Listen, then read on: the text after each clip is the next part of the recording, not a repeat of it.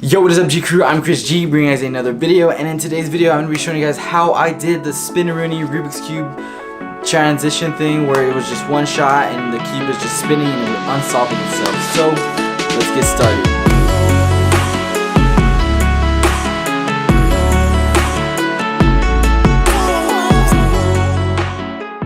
Okay guys, so what you're going to want to do is open up your composition in After Effects and then select the clip that you want to work with. So for this example, I'm going to use a shot of me grabbing the Rubik's Cube, throwing it up in the air, and then placing it where it goes.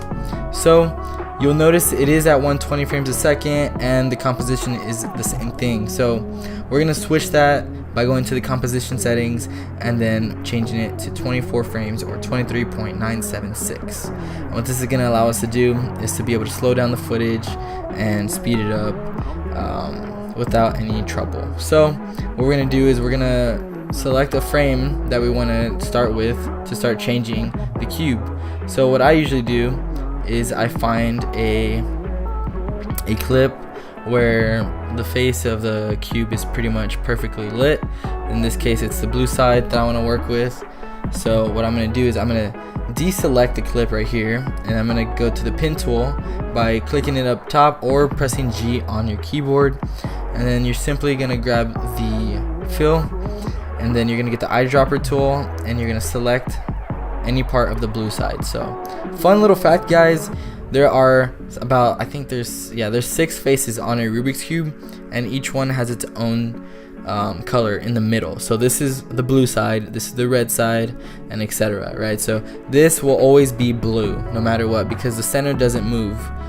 So that's just a little fun fact that I just wanted to share with you guys. So what we're gonna do is we're gonna fill in all the colors, or all the little squares here. That way, even the blue ones, that way we can keep a consistent color throughout the whole spin, so that way no lighting changes or anything. And when I was working on the James Matthews video, I was actually considering to match the lighting for each frame. That would have taken me way longer, because the original shot that the original video that I shot for the James Matthews clip took about 8 hours, which is kind of insane for just like 2 seconds, or like not even. So this is pretty much what you do, guys. You get it, and if you deselect it, it looks like legit, right? So if you zoom out and you play it, it looks fine. But you'll notice if I go back here, right, and then I put the viewing to fit, you'll notice that it's just right there, right? So that doesn't look good. So what we have to do, guys, is actually go to the frame that you were at.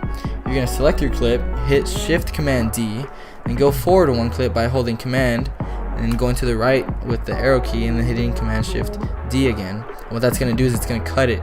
So you're going to delete that, and then you're going to delete the other one as well. And then what that's going to allow you to do is just have it for that one frame. So as you notice, there's no more on the other one. So you're literally, guys, going to have to go frame by frame and just do it again. So what you're gonna do is you're just gonna do the same thing, except you don't have to go to this fill color anymore. You already have the color, and all you're gonna do is just go over it. And yes, the lighting is changing, but because it's such a fast movement, it doesn't really matter, because it's gonna be going so fast you won't be able to notice it. So that's the cool thing that I kind of figured out as I was coming up with the idea, and I kind of thought about this ahead of time. And this is something that you guys want to think about as well with future edits, is how is it gonna work, how is it gonna play out, is it gonna be believable? Because of course this is all subjective art, but personally for me, I want to go for visual effects that look realistic. And of course a Rubik's Cube solving itself isn't realistic at all, but it can be seen as almost a magic trick, right? So that's kind of the look I was going for. And you'll notice right here we finished our shape.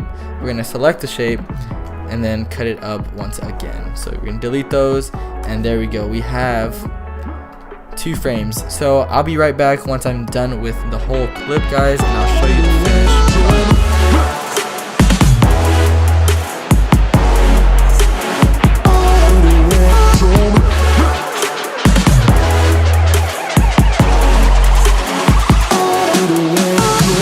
Well guys, that's the end of the video. I hope you enjoyed it, and I hope you learned something new. I definitely did it when I made the Rubik's Cube video for the very first time.